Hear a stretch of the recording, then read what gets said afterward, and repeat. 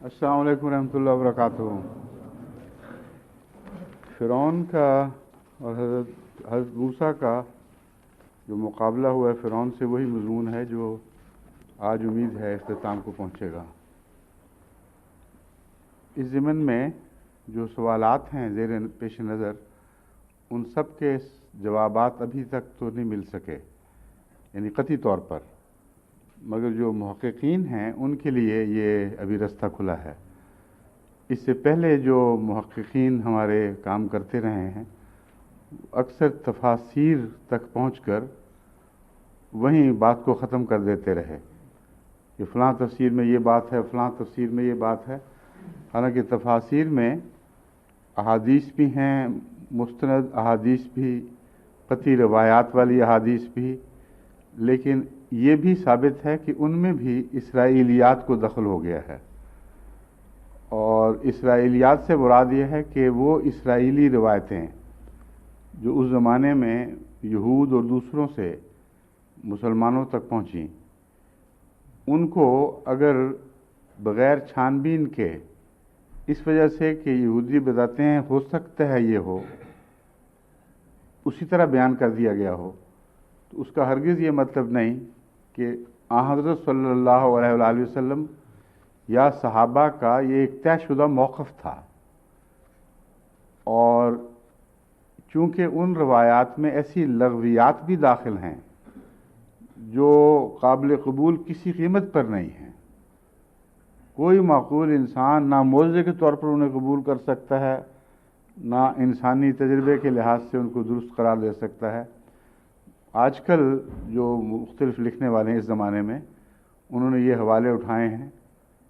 बाद ऐसी रिवायात हैं कि वो किसी तरह भी काबिल कबूल नहीं हैं, लेकिन राह पा गई हैं। तो ये इस्तिंबात करना उसूलन गलत है कि अगर हदीस की कुतुब में रवायत के लिहाज से मोतबर रवायात आखिरी बात को आखिरी जीने के तौर पर रसूल सल्लल्लाहु अलैहि वसल्लम तक पहुँचाती हैं या मुक़्तदर सहाबा तक पहुँचाती हैं, तो वो बात ऐसी मुस्तनद हो गई कि लाज़िमन हमें कबूल करनी चाहिए। ये असूल काबिल कबूल नहीं है। यही इस पर मैं पहले भी गुफ्तगू कर चुका हूँ। और इस सिलसिले में अंदरूनी शहादत को देखना लाजिम है, और अंदरूनी शहादत में फ़ैसला कुन बात कुरान करीम का अमूमी बयान और हज़रत अक़दस मोहम्मद रसूलुल्लाह की सीरत है, जो कुरान से ज़ाहिर व बाहिर है।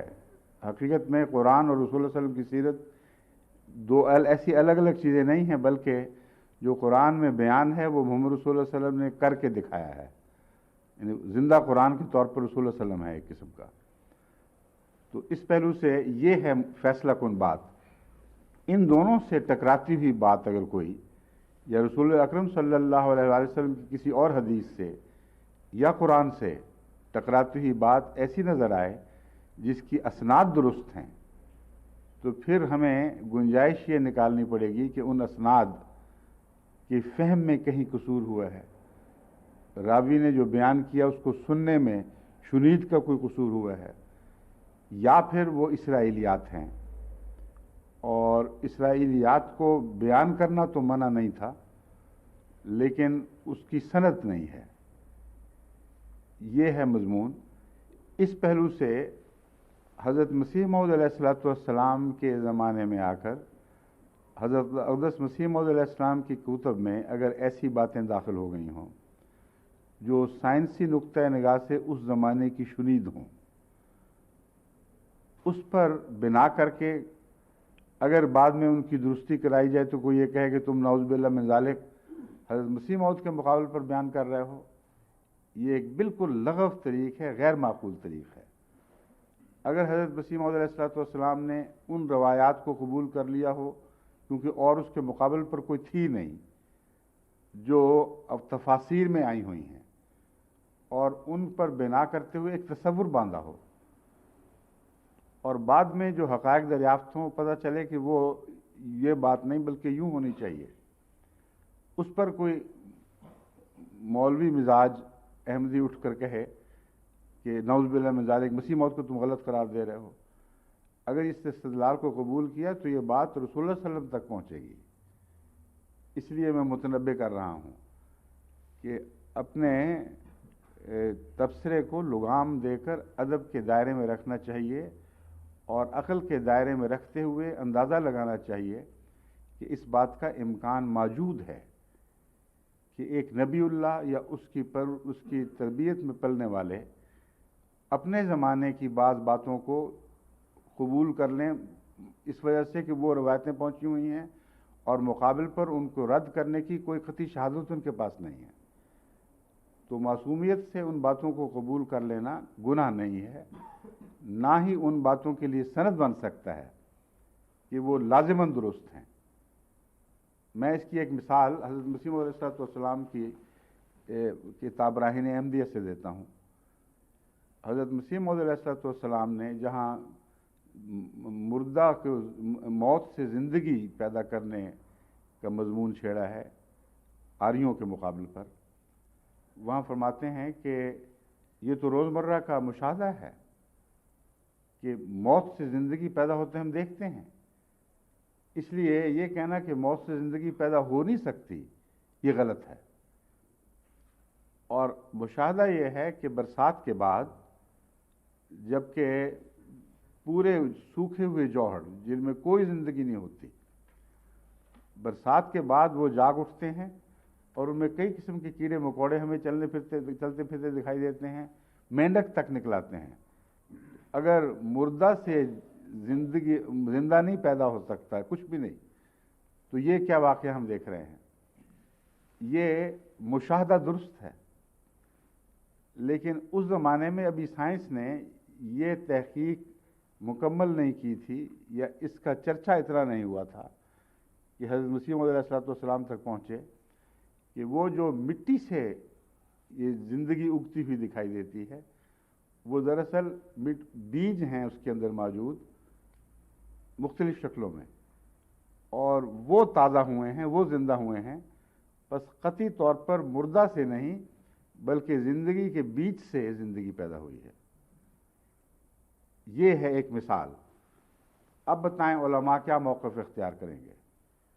وہ یہ کہیں گے کہ سارے سائنسدان جھوٹے ہیں اور مسلمہ حقیقت جو اب تمام دنیا میں ہر طرف مقبول ہو چکی ہے کہ زندگی کے بیج سے پانی کے نتیجے میں زندگی پیدا ہوتی ہے۔ اگر زندگی کا بیج کسی شکل میں بھی موجود نہ ہو تو یہ ہم نہیں دیکھتے، اور یہ قدیم سے آج تک جو ہوتا چلا ہے اسی نے تو سائنس کو مصیبت میں ڈال رکھا ہے۔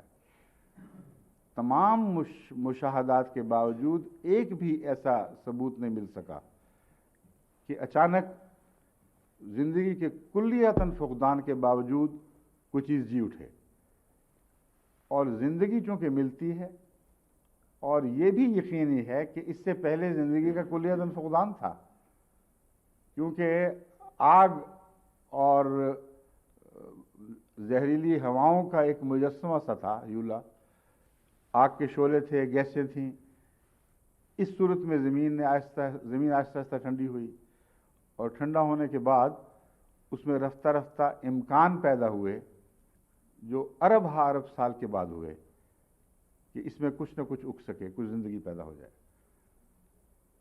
حضرت مسیح موعود علیہ السلام کی دلیل اس مشاہدے پر تو مبنی نہیں بنے گی، لیکن اس مشاہدے پر مبنی بنتی ہے۔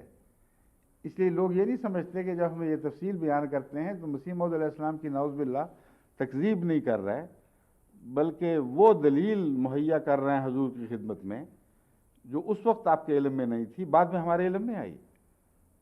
تو یہ کہنا کہ وہ دلیل اس شکل میں درست نہیں، نہ گستاخی ہے، نہ تکذیب ہے، نہ آپ کے موقف کو کمزور کرنے والی بات ہے، بلکہ اور زیادہ قطعی بنانے والی بات ہے کہ زندگی کا جب کوئی وجود کسی شکل میں ممکن ہی نہیں تھا، اور سائنسدان جو خود کہتے ہیں کہ زندگی کے لیے زندگی کا بیج ضروری ہے، اس وقت زندگی کا بیج بھی نہیں تھا۔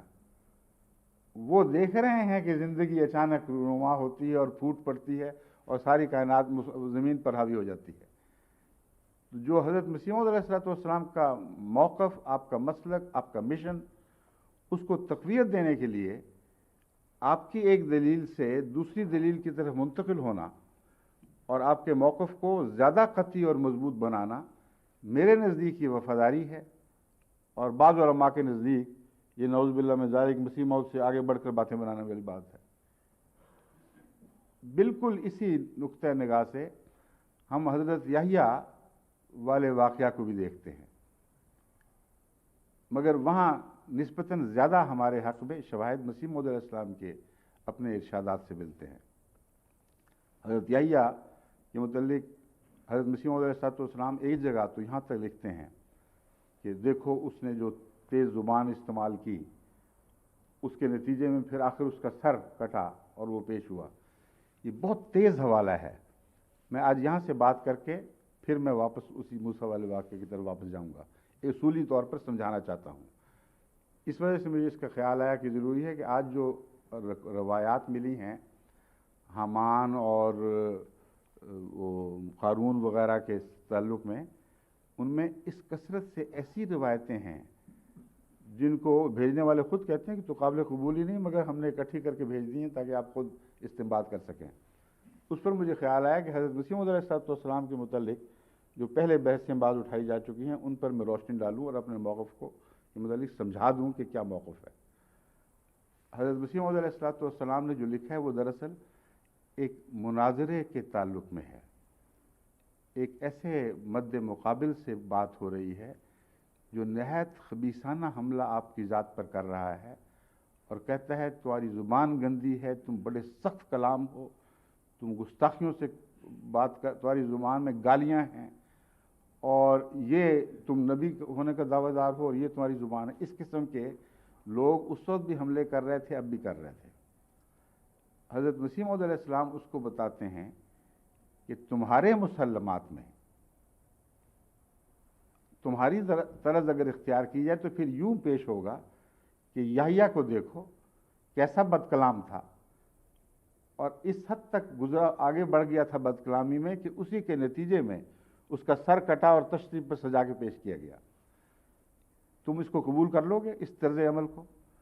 ظاہر ہے کہ یحییٰ کے حوالے سے چونکہ وہ عزت کرتے تھے نبی کے طور پر، ان کو اس طرز کلام سے سخت تکلیف پہنچتی ہے، اور اس کو بھی انہوں نے اعتراض کا نشانہ بنا لیا۔ اور احمدی اپنی معصومیت میں اس موقع کو نہیں سمجھ رہے بعض کہ یہ ایک مناظراتی گفتگو ہے، مناظرے کا رنگ ہے، اور خصم کو، مقابل کو، مد مقابل دشمن کو اس کی اس طرز سے سمجھایا جا رہا ہے جو مسیح موعود کے مقابل پر اس نے اختیار کی تھی، کہ اگر یہ طرز جائز ہے اور شریفانہ ہے تو پھر یہ نتیجہ نکلے گا کہ یحییٰ کے متعلق ہمیں یہ بات کہنی پڑے گی۔ اس کو ایسی دلیل بنا لینا کہ گویا مسیح موعود علیہ السلام کا قطعی موقف تھا، اور ثابت ہو گیا کہ حضرت مسیح موعود علیہ السلام کے نزدیک یحییٰ کا سر تشتری پر لگا کر نعوذ باللہ من ذالک گستاخیوں کی بنا پر یہ پیش کیا گیا، یہ حضرت مسیح علیہ السلام کی ذات پر حملہ کرنے کے مترادف ہے۔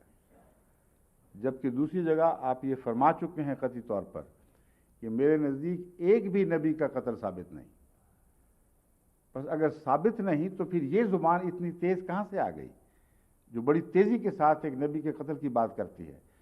یہ وہی کم فہمی ہے جو میں احادیث کے حوالے سے آپ کے سامنے رکھ چکا ہوں، اسرائیلیات کے حوالے سے رکھ چکا ہوں۔ ان روایتوں کو جو مد مقابل پیش کیا کرتے ہیں اور عموماً رواج پا گئی ہیں، ان کو قبول کرتے ہوئے ایک جوابی حملہ دشمن پر کرنا یہ ہرگز ثابت نہیں کرتا کہ حضرت مسیح موعود علیہ السلام کا یہ قطعی موقف تھا۔ جبکہ دوسرا موقف اس بات کے متعلق واضح ہو گیا ہے کہ یقین کے ساتھ نہیں کہا جا سکتا، تو پھر وہ یقین وہاں کہاں رہا؟ مگر مسیح علیہ السلام کی کتب پڑھتے وقت میں آپ کو بتا رہا ہوں ان باتوں کو سمجھنا ضروری ہے۔ اس کی وجہ یہ ہے کہ ایک ہے قتال جو تلوار سے کیا جاتا تھا، ایک وہ قتال ہے جو قلم سے کیا گیا ہے، اور وہ قتال جو تلوار سے کیا جاتا تھا اس میں مختلف قسم کے دشمن جس قسم کے سلوک کیا کرتے تھے ویسے ہی جوابی حملے کیے جاتے تھے۔ اور زیادہ ظالم کو پھر زیادہ سختی سے کچلا جاتا تھا۔ تو حضرت مسیح موعود علیہ السلام کا جو قلم کا جہاد ہے، اس میں آپ کی یہ جلالی شان نظر آتی ہے کہ اسلام کے دشمنوں پر انہی تلواروں سے حملہ کیا جو تلواریں انہوں نے اسلام کے خلاف اٹھائیں، لیکن اس میں آپ کا اندرونی مزاج، وہ شخصیت، گہری شخصیت جو جہاد اکبر میں ابھرتی ہے، تربیت کے دوران ابھرتی ہے، وہ دکھائی نہیں دیتی۔ اور جو حملے کے وقت جب خون بھی بہایا جاتا ہے تو بعض نازک طبیعتوں پر بار گزرتا ہے۔ قرآن کریم میں اللہ تعالیٰ رسول اللہ علیہ وسلم کے متعلق فرماتا ہے لیسخن ویسخن فی الارض، پوری آیت کیا ہے؟ نہیں جائز رسول کے لیے کسی غلام بنانا حتی یسخن فی الارض۔ اب رسول ایک خون بہاتا ہوا بھی دکھائی دے رہا ہے قرآن کریم میں۔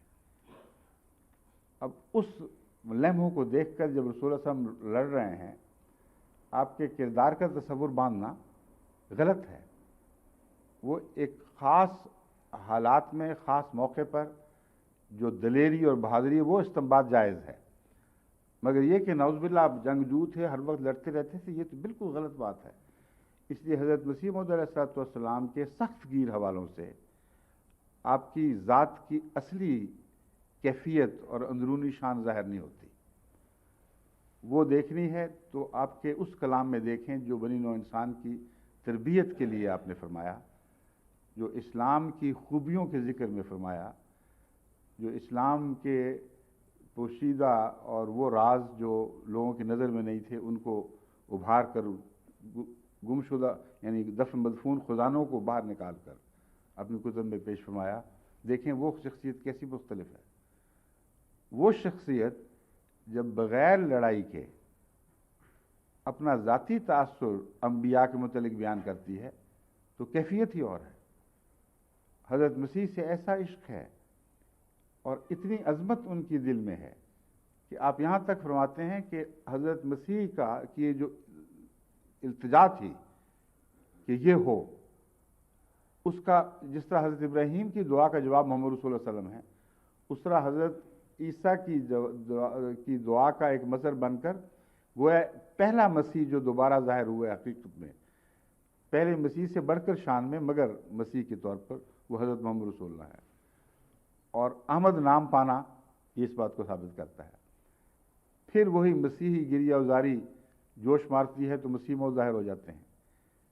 پھر اور بھی ایک ایسا وقت آئے گا قرب قیامت کے وقت کہ ایک دفعہ اور مسیح ظاہر ہوگا، مگر وہ ایسا مسیح ہوگا جو جلالی پر انتظار کرنے کے بعد بالکل رد کر دیا جائے گا، کوئی اس کو قبول نہیں کرے گا، اور اس کا کامل رد جو ہے وہ انسانیت کی صف لپیٹنے پر منتج ہوگا۔ تو حضرت مسیح موعود علیہ السلام کا انبیاء کے متعلق کلام جو مناظرے سے الگ ہے، وہ آپ کی اصل آپ کا طرز عمل ان کی طرف، ان کا جو مقام اور مرتبہ آپ کے دل میں تھا، وہ تو اتنا عظیم الشان ہے کہ رسول اللہ علیہ وسلم کی اولاد در اولاد در اولاد کے لیے بھی آپ فدا ہوتے دکھائی دے رہے ہیں۔ بس اس ایسے شخص کے متعلق ایک حصہ وہ نکال لینا جو مناظراتی ہے، جس میں حضرت علی کے متعلق آتا ہے کہ مردہ علی کو چھوڑو، زندہ علی کی طرف آؤ، اس کو بنا کر اشتعال انگیزی سے کام لینا نہایت بیوقوفی ہے۔ جو غیر بیوقوفی کرتے ہیں اس میں اپنے مبتلا نہ ہوں، یہ سمجھانا چاہتا ہوں، ورنہ بہت دقتیں پیدا کر لیں گے اپنے لیے بھی اور حضرت مسیح موعود علیہ السلام کے مسلک کے لیے بھی۔ یہ تفریق کریں کہ جہاں مناظراتی کلام ہے وہاں حضرت مسیح موعود علیہ السلام کا جو کلام ہے وہ جوابی حملہ ہے، اور ایسا حملہ ہے جس کو قرآن کریم کی تعلیم کے مطابق آپ نے ڈھالا ہے۔ وَشَرِّدْ بِهِ مَنْ خَلْفَهُمْ، ایسی سخت جوابی کارروائی کرو پھر کہ جو پچھلے ہیں وہ بھی ڈر جائیں اور خوف زدہ ہوں کہ اس بطل جلیل کے سامنے نہیں آنا چاہیے۔ اس وقت کی جو زبان ہے وہ ایک خاص موقع اور محل کے مطابق، اقتضائے حال کے مطابق نہایت فصیح و بلیغ ہے، لیکن ایک احمدی بچی پڑھے گی، آج کی نسل کے باہر کے لوگ جب پڑھیں گے تو جب وہ حملہ دیکھیں گے تو وہ گھبرا جائیں گے۔ میں نے دانت کا آپریشن ہوتے دیکھ کر ایک آدمی کو بے ہوش ہوتے دیکھا ہے، تو بعضوں میں یہ حوصلہ نہیں ہوتا کہ لڑائی کے دوران کے مناظر کو حوصلے سے قبول کریں، اور بعض واقعتاً اس میں گھبرا جاتے ہیں۔ مجھے بعض لکھتے ہیں کہ حضرت مسیح موعود علیہ السلام کی ایک تو یہ شخصیت ہے کہ گالیاں سن کے دعا دو، پاک دکھ آرام دو، اور دشمن کو بھی میں گالیاں دیتا ہوں۔ دوسری طرف یہ زبان ہے، ہم تو بھنا گئے ہیں، کیا کریں؟ ان کو میں سمجھاتا ہوں کہ دیکھو یہ جو زبان ہے کس موقع پر ہے یہ بھی تو دیکھو۔ ایک دشمن اس سے 10 گنا کم از کم یا اس سے بھی زیادہ سخت اور ظالمانہ الفاظ میں رسول اللہ صلی اللہ علیہ وسلم پر حملہ آور ہو رہا ہے۔ اس کے دفاع کے لیے ایک عاشق کا دل اتنا بھی جوش نہ دکھائے کہ اسی طرز کلام اختیار کرے کہ دشمن کے اپنے مفروضوں کی روح سے اس پر جوابی حملہ کیا جائے۔ یہ ہے اصل راز حضرت مسیح موعود علیہ السلام کے کلام کی طرز میں فرق کا۔ اس کو سمجھ لیں تو یہ بات سمجھ آئے گی کہ ہر دفعہ جو جوابی حملہ کیا ہے، جو احمدیوں کو بعض دفعہ لیکن اکثر غیروں کو بہت سخت دکھائی دیتا ہے، انہی کی تلواروں سے کیا گیا ہے جنہوں نے رسول اللہ صلی اللہ علیہ وسلم پر حملہ کیا تھا۔ اپنی نئی تلوار ایجاد نہیں کی ہے، اس کو دشمن کو نہتہ کر کے اس کا وہ ہتھیار پکڑ لیا ہے کہ ان ہتھیاروں سے تم محمد صلی اللہ علیہ وسلم پر حملے کرتے ہو، اب میں انہی ہتھیاروں کا مزہ تمہیں چکھاتا ہوں، اب ان کی تیز دھار کا مزہ چکھو، دیکھو کس طرح یہ خون بہاتی ہیں۔ اور اپنے جواب میں بھی بہت کم لیکن جب بھی کی ہے سختی، وہ اسی اصول پر کی ہے۔ اور ایک بھی استثناء اس میں آپ نہیں دیکھیں گے۔ دشمن کا موقف اس کے استعمال شدہ ہتھیاروں کو حضرت مسیح علیہ السلام نے وقتی طور پر تھاما ہے، وہ مستقلاً آپ کے ہتھیار نہیں تھے۔ اور جس طرح ایک لڑاکے کو نہتہ کر کے اس کی تلوار چھین کے اسی سے سر قلم کیا جاتا ہے، یہ وہ انداز ہے۔ اگر آپ اس کو سمجھ لیں تو کہیں اشارتاً بھی آپ کے دل میں کوئی متضاد خیال پیدا نہیں ہو سکتے کہ اتنی عظیم رحم دل مشفق ہستی، اتنی صابر، جو بخشتی ہے اور بخشنے کی تعلیم دیتی ہے، جس کی ساری سیرت ادنا غلاموں پر بھی بے انتہا رحم و کرم اور بڑے بڑے قصوروں کو بھی نظر انداز کرنے والی ہے، وہ یہاں کیوں ایسی سخت دکھائی دے رہی ہے؟ اس حقیقت کو اگر سمجھ جائیں گے تو تضادات کا مضمون سارا حل ہو جائے گا۔ اور یہ بات میں پھر اصرار سے کہوں گا کہ وفاداری یہ ہے کہ مقاصد کی خدمت کی جائے۔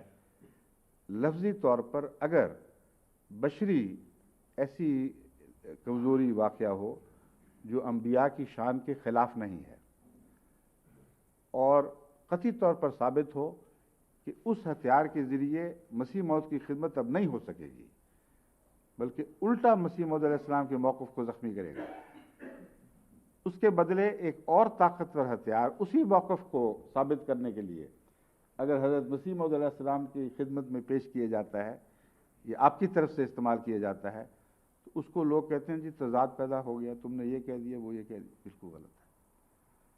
اس کو سمجھ لیں، پھر کجبیسیوں سے آپ کو نجات ملے گی۔ واضح مثال میں دے چکا ہوں، موت سے زندگی پیدا ہونے کا ایک استدلال حضرت مسیح موعود علیہ السلام نے فرمایا۔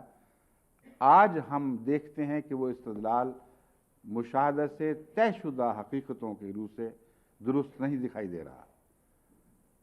بس اگر نبی سے ایسی غلطی نہیں ہو سکتی تو پھر تم کس طرح مسیح موعود علیہ السلام کو امتی نبی مانو گے؟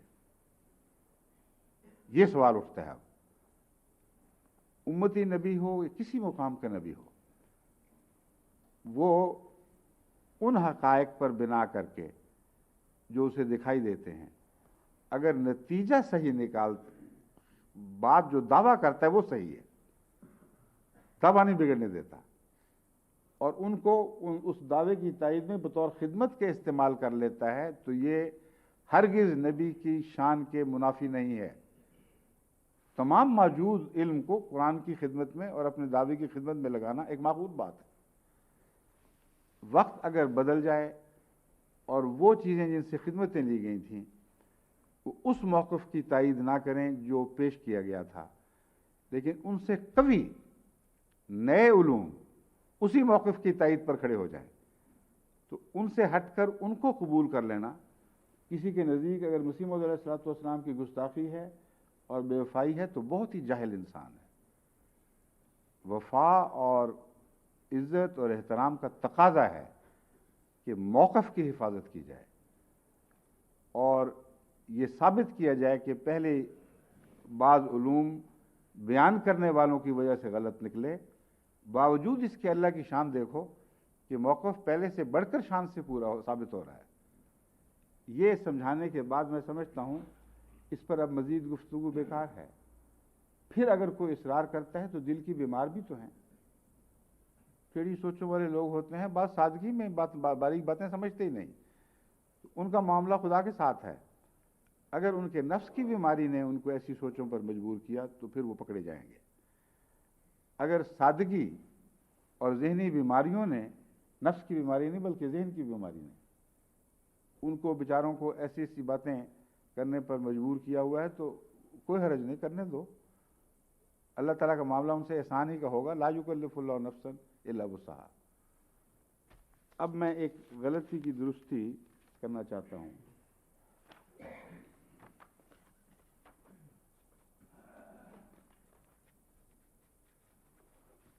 اس کا فعل کیا ہے؟ وہی ان کا پڑھنا۔ قرآن کریم کی ایک آیت کا میں ترجمہ درست کرتا رہا ہوں مگر غلط لفظ سمجھ کر، اور میں اللہ تعالیٰ کا شکر ہے کہ ہمارے علماء مجھے میری بار بار کی نصیحت کے نتیجے میں فوراً توجہ دلاتے ہیں۔ اقض فی ہے والا جو مضمون چلا تھا اس میں نے اقضے کو الگ لفظ سمجھا تھا اور فی کو الگ، اور قضا یقضی جو فعل ہے عربی میں وہ آنکھ میں تنکا پڑنا یعنی ڈالنے کا مضمون تو ہے، مگر وہاں قرآن کریم میں یہ پیش نظر نہیں ہے۔ وہاں اقذف ایک لفظ ہے، قذف یقذف سے۔ اقض فی ہے کا مطلب ہے اقض فی ایک لفظ ہے اور ہے دوسرا لفظ ہے۔ میں مدت سے اس غلط فہمی میں شکار رہا ہوں، ترجمہ اس کا اقضے کو الگ لفظ سمجھ کے اور فی کو الگ سمجھ کے کرتا رہا ہوں، اور یہ اللہ کا احسان ہے کہ کل جب میں نے تفسیر بیان کی تو پھر میری غلطی پکڑی گئی، ورنہ ترجمے میں نہ پکڑی جاتی۔ اسی کا ترجمہ جو قرآن کریم کا میں کر کے بھیج چکا ہوں وہ چونکہ اس کے مطابق ہی ہے، اس لیے علماء نے اس طرح توجہ نہیں دلائی۔ اس وقت جب تفسیر سے میں نے دونوں کو الگ الگ جدا دکھایا تب بعض ہمارے علماء نے، مثلا رفیق جمیل صاحب ہیں، جمیل احمد رفیق، جمیل الرحمان رفیق، اور مبارک مسلم الدین، جن کو بعض کیا کہتے ہیں، مذاق سے کہا کرتے تھے مبارک، وہ چونکہ بچپن میں ان کو جب شروع شوق ہے صالحیت کا اور اس باتوں کا، تو مسلم مود بھی بعض لوگ بچپن میں ان کو چھیڑا کرتے تھے، جس طرح ڈاکٹر صاحب کو ڈاکٹر تقویٰ کہہ دیتے ہیں۔ تو یہ ٹھیک نہیں ہے، یہ اچھی بات نہیں ہے۔ یہ اس طرح کی چھیڑ چھاڑ رفتہ رفتہ پھر اس مضمون میں داخل ہو جاتی ہے جس میں قرآن نے سخت تنبیہ فرمائی ہے کہ لا تنابزوا بالالقاب۔ تو مبارک مسلح الدین ہیں، اور ان کو چونکہ لوگ ان کی خاص نیک اداؤں کی وجہ سے اور صالحیت پر اصرار کی وجہ سے مسلم مود بھی کہہ دیا کرتے تھے، تو چونکہ میں نے سنا ہوا تھا بعض دفعہ غلطی سے واقعتاً ان کا نام میں پہلے مسلم مود آتا ہے دعا میں۔ لیکن میں معذرت کے طور پر پیش کر رہا ہوں، یہ کوئی اچھی بات نہیں ہے، نامناسب بات ہے، اس قسم کے نام رکھنا اچھے نہیں۔ پیار کے ساتھ، محبت کے ساتھ چھوٹے دائرے میں جو نام استعمال ہوتے ہیں وہ قرآنی تعلیم کے منافی نہیں ہیں۔ قرآن کریم ان ناموں کی مناہی فرماتا ہے جو نام دلوں کو دکھ دینے والے ہیں اور کسی قسم کا زخم لگاتے ہیں، ورنہ عرب میں رسول اللہ صلی اللہ علیہ وسلم کے زمانے میں بھی چھوٹے چھوٹے نام رائج تھے۔ یہ ابو ہریرہ بھی تو اسی قسم کا نام ہے، بلی کا ابا، تو مگر وہ چونکہ اس میں کوئی بھی زخم کا پہلو نہیں تھا اس لیے وہ قابل قبول تھے اور اس مضمون میں نہیں آتے۔ تو بہرحال مبارک مصلح الدین صاحب نے بھی، دونوں نے اسی مضمون کی طرف توجہ دلائی ہے کہ آپ نے اقض فیہ میں اقضے کو الگ فعل سمجھا اور فیہ کو الگ لفظ اس میں، اور اس کی بنا پر وہ تفسیر بنی ہے، لیکن یہ ثابت شدہ ہے، تمام محققین تسلیم کرتے ہیں کہ یہ قضا یقضی سے جو آنکھ میں تنکا ڈالنے والی بات ہے اس سے نہیں نکلا یہ، بلکہ قذفہ سے نکلا ہے۔ آنکھ میں تنکا والا کوئی انہوں نے مضمون بیان نہیں کیا، کیونکہ میرے ذہن میں وہ ہوا کرتا تھا کہ اگر آنکھ میں تنکا پڑ جانا اور تنکا ڈالنا قضا سے نکلتا ہے تو ہو سکتا ہے اسی لفظ کے ایک لمبے کیے ہوئے معنی یہ ہوں کہ اس کو صندوق میں ڈال دو یا صندوق کو دریا میں ڈال دو۔ یہ وجہ تھی میری غلطی کی، اور تھی غلطی بہرحال۔ انہوں نے فرمایا ہے کہ قذفہ سے نکلا ہے۔ قذفہ یقذف کا مطلب ہوتا ہے کسی چیز کو کسی چیز میں رکھ دینا، تو وہ تفسیر بھی اس کے ساتھ ہی ختم ہو جاتی ہے۔ اب یہ ایک مثال ہے کہ میں نے معصومیت میں غلطی کی ہے اور اس کے نتیجے میں وہ تفسیر ختم ہو جاتی ہے جو ذوقی لطف پیدا کرنے والی ہے، مگر اصل جو بنیادی بات ہے وہ پھر بھی اسی طرح رہتی ہے۔ اگر یہ مجھے توجہ دلائیں تو اس میں گستاخی کون سی ہے؟ احسان ہے، کیونکہ میں پہلے بھی بیان کر چکا ہوں، ہم مسلسل طالب علم ہیں، اور بڑے بڑے ماہرین مثلا یہی لکھنے والے، ان میں سے بعض کا میں مثال نہیں دینا چاہتا اس وقت، مگر ایک بات مجھے لکھی، میں نے ان کو بتایا کہ آپ کا یہ موقف درست نہیں، یہ یوں ہے، تحقیق سے یہ بات ثابت ہے، انہوں نے بھی ڈرا کر لیا۔ تو سبحان اللہ سب سے اچھا کلمہ ہے اس موقع پر کہنے والا۔ اللہ کی ذات ہی پاک ہے، اور ایسی غلطیوں سے کوئی پاک نہیں ہے۔ ضروری یہ ہے کہ جب غلطی کا علم ہو فوراً قبول کرو، ورنہ تم طالب علم نہیں رہ سکتے، اور اگر تم طالب علم نہیں رہے تو تم معلم بھی نہیں رہ سکتے۔ رسول اللہ علیہ وسلم نے طالب علم اور معلم کو اتنا مضبوطی سے باندھ دیا ہے، ایک رہو گے تو دوسرے بنو گے۔ اسی لیے جو حضرت صلی اللہ علیہ وآلہ وسلم کے متعلق قرآن کریم میں آتا ہے کہ درستہ والی آیت وہ تو پڑھا کرتا ہوں تلاوت میں، جب ایک مضمون ذہن میں تیزی سے گھوم رہا ہونا تو اچھی بلی یاد والی چیزیں بھی ایک طرف رہ جاتی ہیں، اس چکر میں نہیں آ رہی ہوتی ہیں، تو فوراً وہ یاد نہیں آتی۔ رسول کریم صلی اللہ علیہ وسلم کے متعلق قرآن کریم بتاتا ہے کہ ان سے پوچھو درس تھا، کیا تو نے اس کا درس کر دیا؟ تو جواب میں وہ کہتے ہیں درس کر دیا، خوب درس کیا ہے۔ نکالیں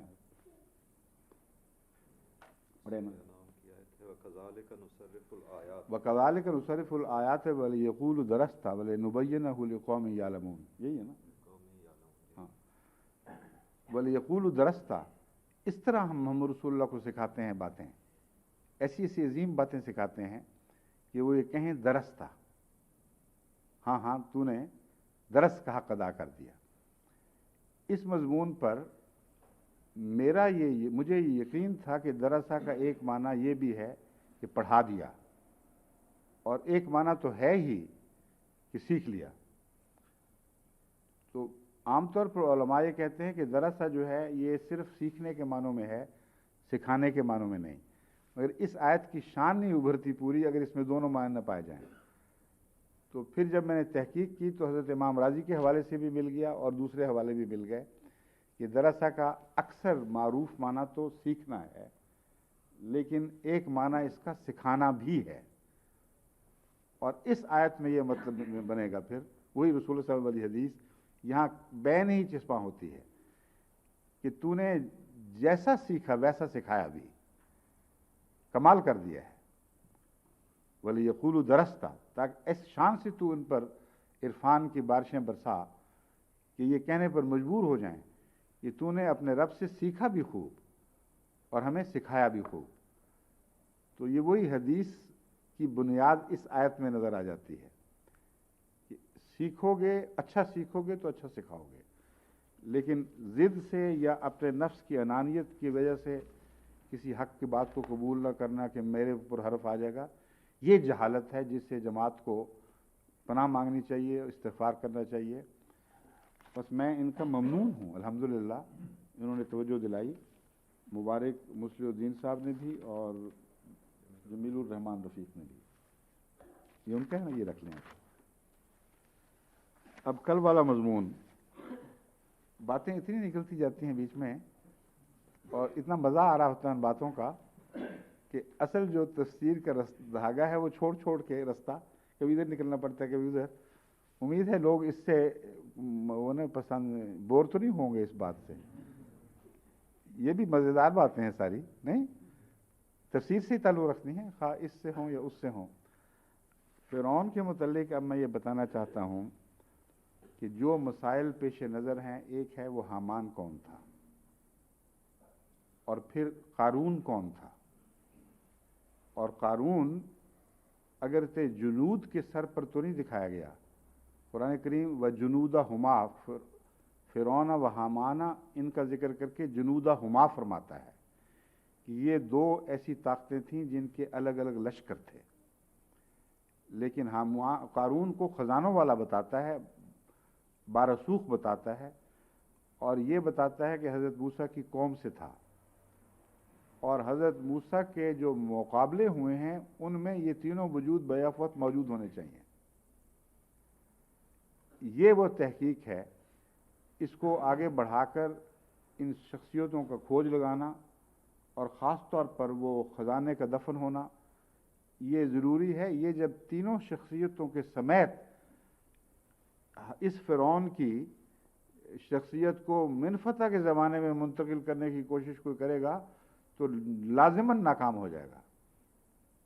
کیونکہ یہ چیزیں اور مفسر جو بائبل کے کومنٹیٹرز کا یہ تسلیم کرنا کہ جو ایجپٹولوجسٹ نے اس کا زمانہ کھولا ہے ریمسس کا، اس کے اوپر سوائے اس زمانے کے تمام تر تفاصیل کے ساتھ حضرت موسیٰ کی ٹکر لینے کا مضمون کسی اور زمانے پر ثابت نہیں ہو سکتا، ناممکن ہے. کیونکہ اتنی وسیع اس کی مدت، اتنی شاہانہ شان و شوکت، اس کے ساتھ ایسے ایسے مددگار ہونا، ان کا لڑنا وغیرہ، یہ تمام باتیں محققین تسلیم کر چکے ہیں. مگر ان کا تسلیم کرنا کافی نہیں، ہمارا خود ریسرچ کرنا لازم ہے. ابھی تک آسیہ کے متعلق بھی مجھے پورا اطمینان نہیں ہوا کہ یہ کون سی بیوی تھی. میرا اندازہ ہے، میں ابھی آپ کے سامنے رکھوں گا استنباط کے اوپر، فرضی اندازہ نہیں، اور وہ کب اس کی شادی ہوئی تھی، اور جب حضرت موسیٰ پیدا ہوئے ہیں تو اس وقت وہ تھی آسیہ یا بعد والی بیوی ہے. ظاہر بات ہے کہ قرآن کے انداز سے لگتا ہے کہ آسیہ ہی وہ عورت ہے جس نے حضرت موسیٰ کو پناہ دینے کا نیک خیال ظاہر فرمایا تھا. آسیہ کے متعلق میں نے کہا تھا کہ مجھے پتہ کر کے بتائیں کہ احادیث میں کوئی ذکر ملتا ہے، یہ نام کہاں سے آیا ہے. تو پہلے میں اس کے اوپر روشنی ڈالوں. صحیح بخاری سے یہ حدیث مل گئی ہے قطعی طور پر، اور اس میں ذکر ہے عورتوں میں سے دو ہی کمال کو، ایک آسیہ فرعون کی بیوی، دوسری مریم عمران کی بیوی. یہ سورہ تحریم میں ہے نا ذکر، یہ کہ آخر پر اس تفسیر، اس قرآنی آیت کی تفسیر میں جہاں ان دو بیویوں کا ملتا ہے، قرآن میں موسیٰ فرعون کی بیوی کا نام نہیں دیا گیا تھا، اس کی بیوی بتایا گیا ہے. رسول اکرم صلی اللہ علیہ وسلم نے اس کا نام آسیہ بیان فرمایا ہے.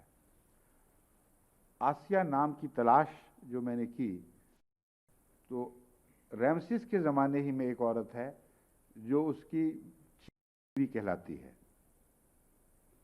جو اصل بگ وائف جو ہے اس کی، اس کا نام ہے ایسونوفری، ISO. یہ پہلے تین حرف جو ہیں وہ آسیہ کے پہلے تین حرفوں سے ملتے ہیں. اس کے علاوہ نہ اس کی بیویوں میں کوئی اور ایسی ہے جو جس کے نام کے آغاز میں ISO کا کے حروف ملیں، نہ اس سے پہلے فرعون، نہ من فتح کے زمانے میں. تو اس کی مزید اگر ہم چھان بین کریں تو ایک اور قطعی ثبوت مل جاتا ہے کہ یہ حضرت موسیٰ جس فرعون کے زمانے میں پیدا ہوئے ہیں وہ یہی زمانہ تھا. اب آسیہ کا کچھ ثبوت ہمیں مل گیا نام کے اعتبار سے، مگر ایک اور معنی بھی ہے آسیہ میں لفظی معنی جو آسیہ لفظ کے ہیں وہ کیا ہیں. یہ بعید نہیں کہ یہ نام اس کا صفاتی نام رکھا گیا ہو. بس اس پہلو سے جب غور کر کے وہ کہاں ہیں حوالے جس میں نام کے امکانات ہیں, لکھ کے نیچے ہے. ہاں یہ ہے, نہیں آگے ہے.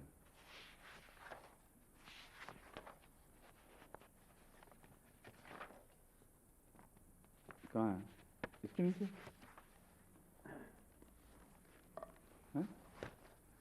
پڑھا تو تھا میں نے کہا پھر کاغذوں میں ہے یہ. ٹھیک ہے, اچھا پہلے آگے ہے.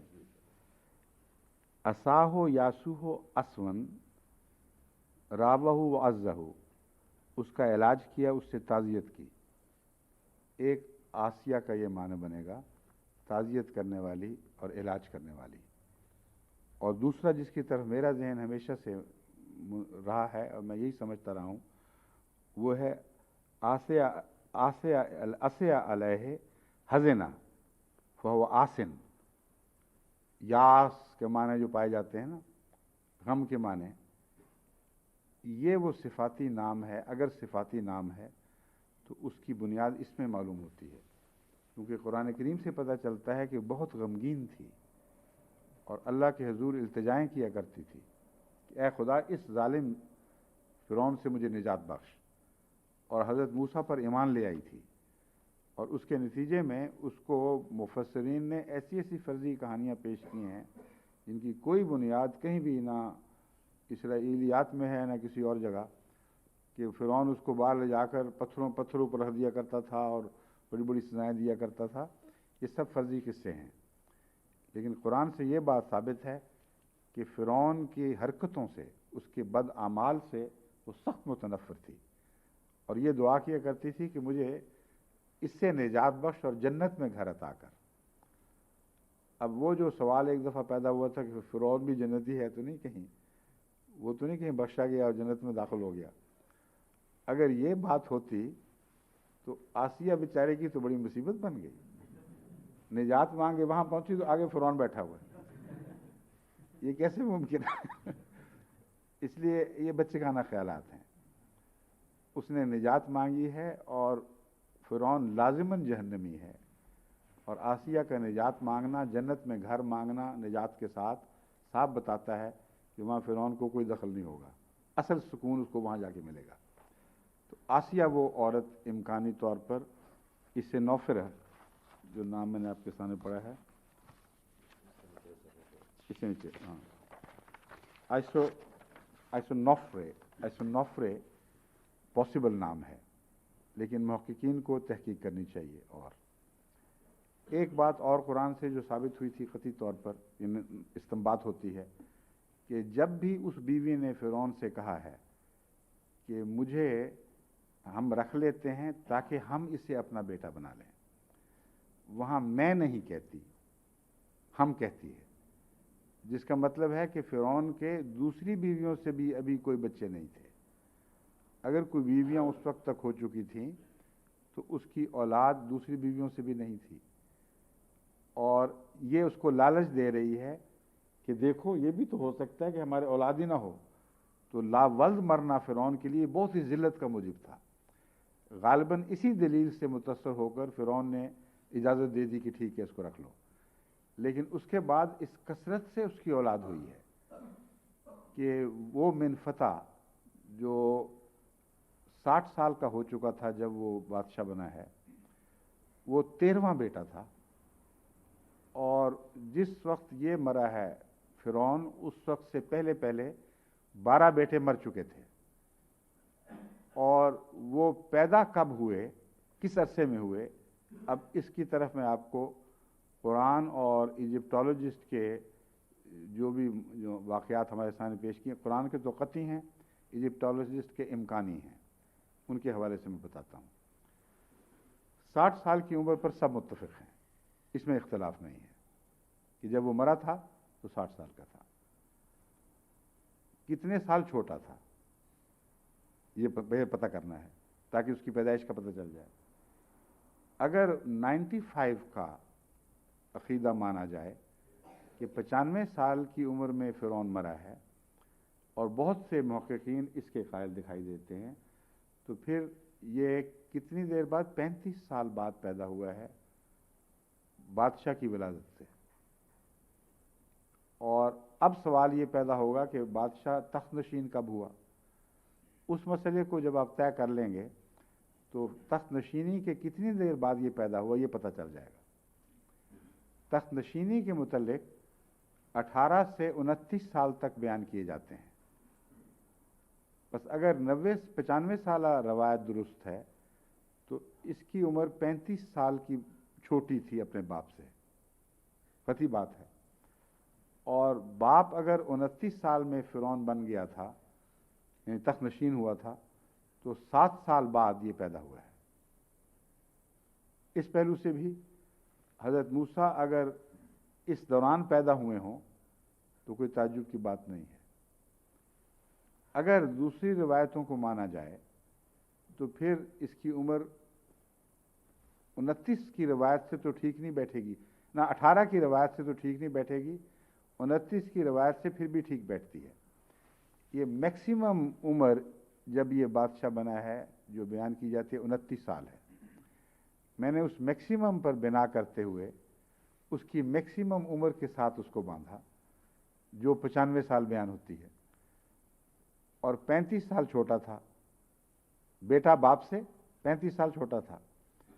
تو جب یہ تخت نشین ہوا کتنے سال کے بعد بیٹا پیدا ہوا؟ 7 سال بعد۔ سمجھ گئے کہ نہیں سمجھے؟ یہ امام صاحب کچھ پلے پڑا ہے صاحب کہ نہیں؟ اگر آپ کو نہیں پڑا تو باقیوں کو کیا سمجھ آئے گی؟ یہ مجبوری ہے، چاہے وقت زیادہ لگ جائے، یہ سمجھا کے چھوڑنا ہے۔ فرعون کی عمر 95 سال بیان کی گئی ہے، زیادہ سے زیادہ 95 سال، اور یہ قطعی طور پر ثابت ہے، اس پہ اختلاف نظر نہیں آیا کہیں، کہ منفتح 60 سال کا تھا جب بادشاہ بنا، جس کا مطلب ہے کہ اگر اس کے باپ کی عمر 95 سال تھی اور جب وہ مرا ہے اس وقت اس کی عمر 95 سال تھی، اور اس وقت منفتح کی عمر 60 سال تھی، تو 35 سال چھوٹا ہوا۔ کیوں جی؟ سادہ واضح ہو گیا۔ اگر 35 سال چھوٹا ہوا تو پیدا کب ہوا؟ اب زیادہ سے زیادہ عمر کے ساتھ میں نے زیادہ سے زیادہ تخت نشینی کی عمر کو باندھا ہے فرضی طور پر، ایک امکان کے طور پر۔ زیادہ سے زیادہ عمر اس کی تخت نشینی کی 29 سال بیان کی جاتی ہے۔ ابھی 35 سال ہونے میں 7 سال باقی ہیں، 6 سال ہاں، پتہ نہیں 29 سال کے شروع میں ہوا تھا بعد میں، 6 سال تو قطعی تو یہ پھر 6 سال چھوٹا بنا۔ منفتح اس کی تخت نشینی کے بعد 6 سال کا چھوٹا نہیں بنا، حضرت موسیٰ سے چھوٹا بنا، میرے ذہن میں ہے۔ اگر حضرت موسیٰ اسی سال پیدا ہو گئے ہیں یا 1 سال کے اندر پیدا ہو گئے ہیں تو 5 سے 6 سال تک یہ منفتح حضرت موسیٰ سے چھوٹا ہے۔ ٹھیک ہے؟ اب اور کیا امکانات ہیں؟ اگر یہ مان لیا جائے تو یہ قابل قبول نہیں ہے، اس لیے کہ 13 بچے، لڑکے اور لڑکیاں، یہ فوارہ پھوٹ پڑا ہے اس کی اولاد کا، وہ 6 سال کے اندر اندر اتنے کہاں سے آ گئے، اور یہ 13واں تھا۔ تو اس لیے ہمیں دوسری ایسی روایت کی تلاش کرنی پڑے گی جو مسلمہ ہوں اہل علم کو، لیکن فاصلہ زیادہ ڈال دیں۔ اس پہلو سے جو میں نے جائزہ لیا ہے تو ایک روایت یہ ہے کہ 14 سال کی حکومت گزری تھی اس کے باپ سیٹی کی جب یہ تخت نشین ہوا ہے۔ 18 بھی بتائی جاتی ہے لیکن یہ زیادہ سے زیادہ 18۔ اس کی رین کی عمر سیٹی کی عموماً 11 سال بتائی جاتی ہے، لیکن بعض مورخین 14 بھی بتاتے ہیں۔ ٹھیک ہو گیا؟ اگر حضرت موسیٰ تو بعد میں پیدا ہوئے ہیں، اگر یہ فرعون رمسیس اس کی تخت نشینی کے بعد پیدا ہوا ہو تو پھر یہ 14 سال کا بنتا ہے زیادہ سے زیادہ، یا 13 یا 14 کے درمیان، جبکہ سیٹی فوت ہوا ہے اور یہ تخت نشین ہوا ہے۔ 14 سال کی عمر کے چھوٹے فرعون کے متعلق یہ تصور کہ اس کی ایک بیوی تھی اور وہ بچے کے متعلق باتیں بھی کر رہی تھی، یہ ذہن قبول نہیں کرتا، اس لیے یہ سیناریو قرآن کریم کے سیناریو سے ٹکراتا ہے، سمجھ گئے؟ اس لیے تلاش کرنا چاہیے اس کی عمر زیادہ تو نہیں۔ اور یہ جب تحقیق ہم نے کی تو پتہ چلا ایک سٹیلی پہ اسی فرعون کا اپنا اقرار ہے کہ میں جب میرا باپ جب منا رہا تھا اپنی تخت نشینی کا جشن اور لوگوں کے سامنے پہلی پبلک رونمائی کر رہا تھا، تو اس وقت میں اتنی عمر کا بچہ تھا جو گودوں میں بھی کھیلا جا سکتا ہے، مگر ٹوڈلر کا لفظ زیادہ مناسب ہے، اتنی عمر کا بچہ تھا کہ میرے سر پہ اس نے تاج رکھوایا اور کہا کہ اس کو بھی ساتھ ہی آج میرے ساتھ بادشاہ بنایا جائے، اور یہ بہت قابلیتوں والا بچہ ہے۔ اور پھر اس کے بعد مسلسل اس نے مجھ پہ اعتماد کیے اور مجھے اہم ذمہ داریاں سونپیں۔ یہ سٹیلی پر اس کا اپنا اقرار لکھا ہوا ہے۔ باقی فخر کی باتیں اگر چھوڑ بھی دیں کیونکہ وہ اس کی عادت تھی، اس حد تک یہ ایروگینٹ تھا، جس کو قرآن کریم اس کو بار بار ایروگینٹ جو کہتا ہے، ساری فرعون مصر کی تاریخ میں اس سے بڑا ایروگینٹ فرعون پیدا نہیں ہوا۔ یہاں تک ایروگینٹ تھا کہ اس کا نام بعض مورخین نے چزلر رکھا ہوا ہے۔ چزلر پتہ کیا کہتے ہیں؟ چزلر وہ جو کیا چیز ہوتی ہے، اردو میں کیا کہتے ہیں اس کو؟ ہاں، چھینی۔ چھینی سے چھینی پنجابی میں تو کہتے ہیں، اردو میں پتہ نہیں کیا کہتے ہیں اس کو، ایسا نہیں کیا چیزر اردو میں، اردو کی بات کہہ رہا ہوں۔ چھینی کا لفظ ہم نے سنا ہوا ہے بچپن سے ہی، راج ہمارے گھروں میں چھینی چھینی کہا کرتے تھے۔ اردو میں پتہ نہیں کیا کہتے ہیں، چھینی تو بہرحال ہے، پکی بات ہے، کہتے ہیں چھینی والا فرعون۔ کرتا یہ تھا کہ وہ ایسے جو سٹیلیز، وہ ایسے کیا کہنا چاہیے اس کو، چھوٹے چھوٹے کتبے سے بڑے مضبوط زمین میں دفن کیا کرتے تھے اور ان کو گاڑ کر ان کے اوپر تاریخیں لکھی ہوتی تھیں یا بعد میں لکھتے تھے۔ وہ زندہ فرعون کے زمانے کی تاریخ محفوظ ہوتی چلی جاتی تھی، اور انہی کی دریافت نے دراصل ہمیں فرعون مصر کے حالات کے اوپر پر نظر ڈالنے کے موقع مہیا کیے ہیں۔ مورخین کے نزدیک ان کی بہت بڑی اہمیت ہے، لیکن ان میں یہ جو فرعون ہے، اس نے اپنے متعلق جو گپیں ماری ہیں وہ سب لوگ ذرا پنچ آف سالٹ کے ساتھ قبول کرتے ہیں، کہتے ہیں یہ ساری ماننے والی باتیں نہیں، کیونکہ یہ چزلر تھا۔ یہ پرانے فرعون کے جو کارنامے تھے وہ چھینی سے ان کو کٹواتا تھا، اور کارناموں کو نہیں کٹواتا تھا، نام کٹواتا تھا ان کا، اور اپنا نام لکھ دیا کرتا تھا کہ میں وہ جس نے یہ بھی کام کیا، تاکہ پوسٹیریٹی بعد میں آنے والے جو دیکھیں گے تو کہیں گے یہ اتنا بڑا فرعون ہے۔ اس کو چزلر کہتے ہیں۔ چزلر نے جو باقی گپیں ماری ہیں وہ ہم نامنظور کریں گے، کیونکہ پتہ نہیں کتنی حد تک سچی ہیں کتنی جھوٹی ہیں، مگر اپنے زمانے کی تاریخ کو نہیں وہ جھٹلا سکتا تھا۔ اس لیے یہ بات تسلیم کرنی پڑے گی۔ سب کے سامنے اس نے کھلم کھلا اپنی پیدائش کا جو ذکر کیا ہے، وہ ایسی بات نظر آتی ہے کہ وہ لوگوں کے علم میں تھی، یہ فرضی بنائی ہوئی بات نظر نہیں آتی۔ اگر اس بات کا کسی اور حقیقت سے ٹکراؤ ہو تو یہ بھی ناقابل قبول ہے، اس سے بعید نہیں کہ اس میں بھی گپ مار جائے، مگر یہ وہ گواہی ہے جس کا ٹکراؤ نہیں بلکہ تائید ہوتی ہے دوسری باتوں سے، اس لیے رد کرنے کی کوئی وجہ نہیں۔ تو یہ 14 سال، 4 سال اس کے پہلے گزر گئے ہیں، 4 سال بعد 14 سال اس کے بادشاہ کی بادشاہت میں گزرے، تو یہ جو بعض محققین کہتے ہیں کہ 18 سال کی عمر میں تخت نشین ہوا تھا، یہ بالکل ٹھیک بیٹھتی ہے بات۔ بس 18 سالہ تخت نشینی اس کے اور اس کے 13ویں بیٹے کے درمیان معقول حد تک فاصلہ پیدا کر دیتی ہے، جس کا مطلب یہ ہے کہ اگر فرعون 95 سال کی عمر میں مرا تھا، جو 35 سال کا فرق تھا، تو 18 سال کی عمر میں یہ تخت نشین ہوا ہے، اور 35 سے 17 سال بنتے ہیں، تو 17 سال کے عرصے میں، بلکہ اس سے بھی 5 کم، 12 سال کے عرصے میں بھی ایسے فرعون کے 13 بچے ہونا ناممکن نہیں ہے، جس کے حرم بھرے پڑے تھے، اور جو اس بات پر فخر کرتا تھا کہ کچھ بیویاں ہیں، کچھ کانکوبائنز، یعنی گھروں میں کیا کہتے ہیں کانکوبائنز کو اردو میں؟ داشتائیں ہیں، ان سے ایسے بچوں کا پیدا ہونا ناممکن نہیں ہے۔ جہاں تک ایک بیوی کا تعلق ہے، اس سے نوفری، یہ وہی ہے جو بیان کیا جاتا ہے کہ منفتح کی ماں تھی،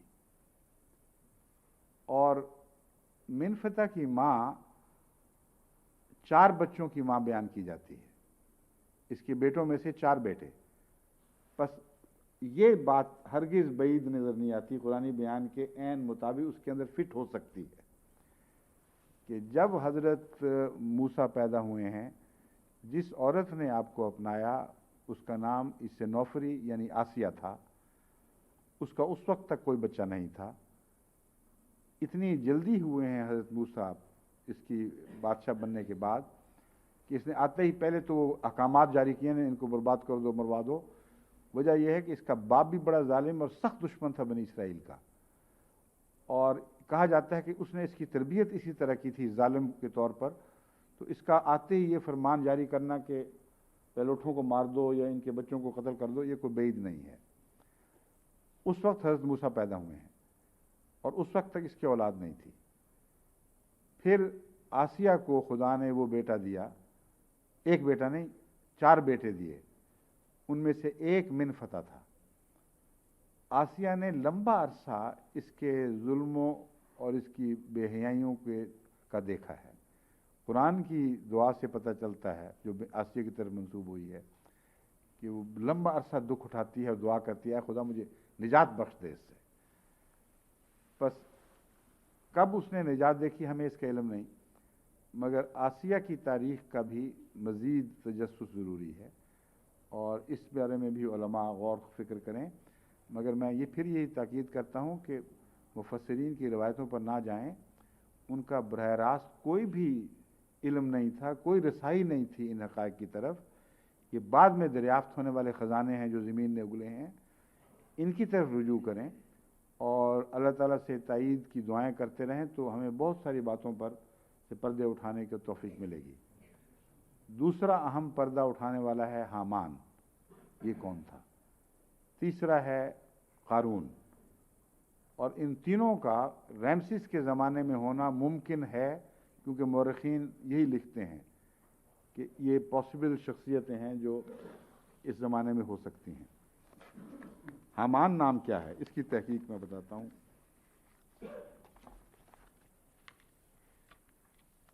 جو اندازے بیان ہوئے ہیں ان میں شیخ عبد القادر صاحب کا الفرقان کا مضمون جو 1965 میں شائع ہوا تھا، وہ مجھے بھیجا گیا ہے، Egypt under the pharaohs, by کوئی نام ہے جو پڑھا نہیں جا رہا، برکش، جرمن ہوگا شاید، نام ایسا ہے جو ہمارے انگریزی میں عام معروف نہیں ہے۔ اس میں وہ کہتے ہیں کہ ہم بڑے کہن کو کہتے تھے، اور مان آمون سے لیا گیا ہے۔ یہ جو بات ہے ان کی، یہ بالکل درست ہے۔ حامان دراصل چیف پریسٹ، جو ہائی پریسٹ کہلاتا تھا، اس کا ٹائٹل تھا، اور حامان کو اتنا بڑا مرتبہ تھا کہ فرعون رامسیس نے اپنے پہلے بڑے بیٹے کو حامان ہی بنایا تھا، اور وہ چیف پریسٹ کے طور پر بہت بڑی طاقت اپنے ہاتھ میں رکھتا تھا۔ تحقیق سے ثابت ہوا ہے کہ 30ویں سالگرہ جب اس نے منائی، وہ اس کا پہلا بیٹا ہے، جب رامسیس نے اپنی 30ویں سالگرہ منائی ہے تو اس وقت تک وہ زندہ تھا. اس کے بعد کسی سالگرہ میں جو 30 سے 50 سال تک اس نے منائی، جن میں سے 9 کے ثبوت مہیا ہو چکے ہیں سٹیلیز کے ذریعے، یعنی کتبوں کے ذریعے پتہ چل گیا ہے کہ اس نے پھر 9 سالگرہیں 30ویں کے بعد 50 تک کم از کم بنائی ہیں. ان میں کہیں بھی اس حامان کا ذکر نہیں ملتا. اس کا مطلب یہ ہے کہ وہ حامان اس سے پہلے مر چکا تھا، یا دوسری صورت میں حضرت موسیٰ کی واپسی سے پہلے وہ ختم ہو چکا تھا. اس لیے غرقابی کے وقت اس کا لشکر اگر تھا تو کسی اور حامان کے نیچے تھا، اس کے نیچے نہیں تھا. اور وہ حامان جس کو فرعون کہتا ہے کہ میرے لیے عمارت بنا، وہ کوئی اور حامان ہے. ایک یہ طے شدہ حقیقت ہے.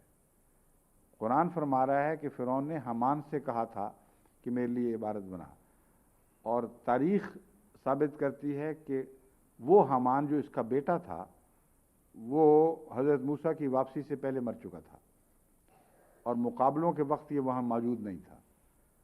بلکہ اوپر کے بیٹے اتنی جلدی مرے ہیں اس کے کہ 13 بیٹے اپنی وفات تک اپنی آنکھوں کے سامنے یہ دیکھ چکا ہے مرتے ہوئے. بہرحال جنودہ ہما کا جو ذکر قرآن کریم میں ملتا ہے، اس کی مزید تحقیق چاہیے. اس کی جو ہم نے تحقیق کی ہے اس سے پتہ چلتا ہے کہ فرعون کی 2 آرمیز تھیں اس رامسیس کی. یہ ایک مزید ثبوت مل گیا ہے کہ یہی رامسیس تھا، کوئی اور نہیں تھا. وہ کہاں ہے حوالہ جو صالح صفی نے 1000 میں یہ ہے. His army composed mainly of Egyptians, but also including a large body of foreign mercenaries, consisted of 4 divisions named after gods. One of the division was Amun, which is Haman. اس ڈویژن کا جو سردار ہے وہ حامان کہلائے گا. تو وہ جو chief اس کا وزیر ہے یا جو بھی اس کا سب سے بڑا رکن اپنے بعد نمبر 2 آتا ہے وہ حامان ہی ہے. وہ چیف پریسٹ بھی تھا، لیکن حامان چیف پریسٹ اور حامان لشکر کا سردار یہ ایک ہی تھے یا 2 تھے؟ یہ ایک اور بحث اٹھ کھڑی ہوئی ہے. میرے نزدیک 2 تھے. ایک حامان ہے جو چیف پریسٹ ہے، لیکن ایک لشکر کا سردار ہے. یہ اس لیے میں کہتا ہوں 2 تھے کہ اگر یہ بات تسلیم ہے کہ یہ فورن تھے، فورن باڈیز کے تھے، تو پھر 2 امکانات ہیں.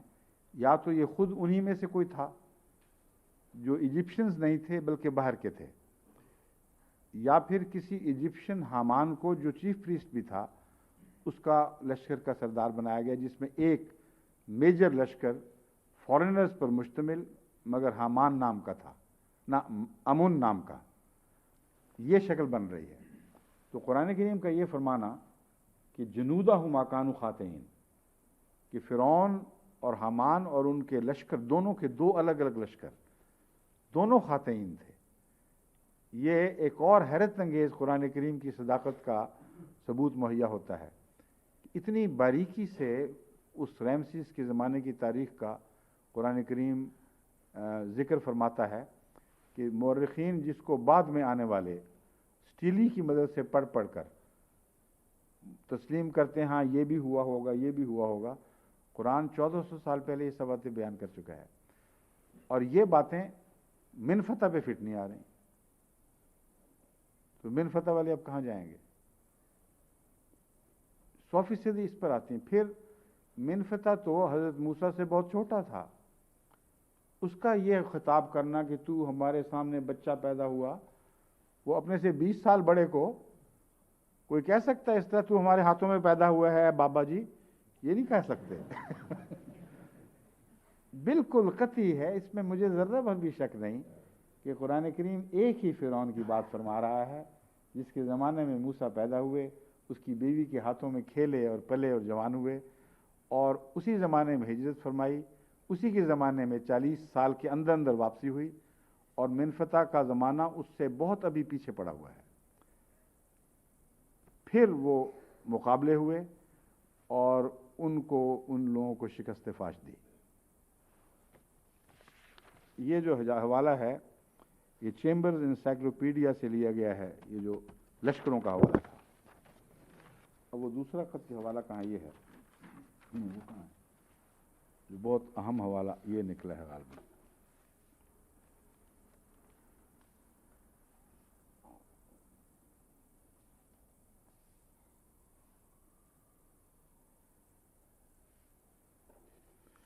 میں نے ایک سٹیلی کا ذکر کیا تھا جس میں منفتح یہ فخر کرتا ہے کہ میں وہاں جا کر حملہ کر کے ان کا بیج مار آیا ہوں، اسرائیلیوں کا بیج ہی مار آیا ہوں۔ میں نے اس سے استنباط کیا تھا کہ اگر یہاں اتنے لمبے چوڑے جھگڑے ہوں، اس قدر کثرت سے اسرائیلی ہوں، تو اس کا وہاں جا کے بیج مارنے کا کیا مطلب ہے؟ یہاں کیوں نہیں مار کے دکھاتا؟ اس سلسلے میں میں اس لیے زیادہ زور نہیں دے رہا تھا کہ کوئی یہ استنباط کر سکتا ہے کہ ان سے چونکہ خدمت لینی تھی اس لیے باہر والوں کو دشمن بنا ہوا ہے، لیکن یہ بھی بعید از قیاس بات ہے۔ یہاں جھگڑوں میں ملوث آئے دن اس کے لیے مصیبتیں، بیماریاں، ابتلا، اور فرعون اپنی طاقت اور دعووں کے باوجود ایک ایسے آدمی کے ہاتھوں میں بے بس دکھائی دے رہا ہے جو اس کی کمین قوم سے تعلق رکھتا ہے، جس کو وہ کمین دیکھ رہا ہے، کمینی عام کام کرنے والی، دعوے بڑے بڑے کرتا ہے کہ میں خدا کا نمائندہ ہوں، وہ جب ٹکر لیتا ہے اس کو قتل کا ارادے بھی کرتا ہے، قرآن یہ بھی بتا رہا ہے، لیکن مجبور ہو جاتے ہیں، آخری وہ فیصلہ کرنے سے باز رہتے ہیں۔ کوئی طاقت دیکھ رہے تھے حضرت موسیٰ کے اندر جس نے ان کو مجبور کر رکھا تھا۔ اس زمانے میں اس کو فرصت کہاں سے ملی کہ وہ باہر جا کے حملے کر کے اسرائیلیوں کے بیج مارتا؟ یہ استنباط صرف میرا ہی نہیں، اب یہ صالح صفی نے صالح صفی نہیں، یہ حوالہ دیا ہے مجھے، history of the Hebrews to the Roman period, A.R. Ottley. یہ کہتا ہے کہ یہ اس سٹیلی سے بہت سے محققین نے یہ قطعی نتیجہ اخذ کیا ہے کہ جس وقت یہ منفتح بادشاہ بنا ہے اس سے پہلے ہیبرو تمام تر اس جگہ کو چھوڑ چکے تھے اور ملک کے اندر ان کا کوئی نشان نہیں ملتا تھا۔ اس لیے اس نے سٹیلی کے جو الفاظ ہیں، کہتے ہیں ہم نے ان کا غور سے مطالعہ کیا ہے، ان سٹیلی کے الفاظ سے بہت اہم محققین یہ نتیجہ بھی اخذ کرتے ہیں کہ وہاں بیج مارا یا نہیں یہ تو الگ بات ہے، شیخی بھی ہو سکتی ہے، لیکن یہاں موجود نہیں تھے۔ اور اس بات کو تقویت ملتی ہے کہ وہ باپ کا انتقام لے رہا تھا۔ اب باپ کا انتقام جو لے رہا تھا اس سلسلے میں خدا نے اس سے کیا انتقام لیا، اس کے متعلق میں اب آپ کو بتاتا ہوں۔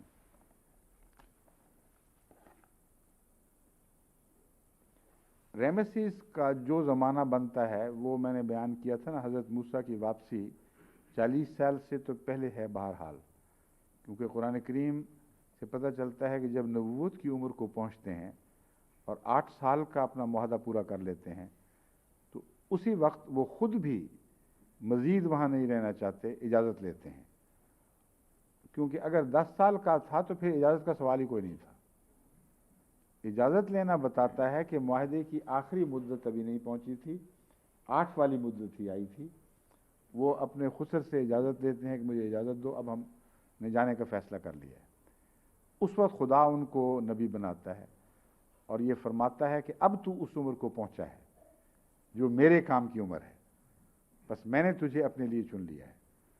تو یہ حساب کر کے جو 40 سال سے تو لازماً کم ہے، اندازے لگا کر ایک تخمیناً میں نے کہا تھا یہ بعید نہیں کہ ارلی عمر میں آپ کو نبوت ملی ہو، کیونکہ خدا کا یہ بیان کرنا کہ ہم تو عمر کو پہنچا ہے تو ہم نے بنا دیا ہے، اس کا مطلب ہے کہ محققین اور علماء کے نزدیک جو نبی بننے کی سب سے چھوٹی عمر ثابت شدہ ہے اگر اس وقت حضرت موسیٰ کو بنا دیا گیا ہو تو قرآنی بیان کے مطابق ہے، اس کے مخالف نہیں ہے۔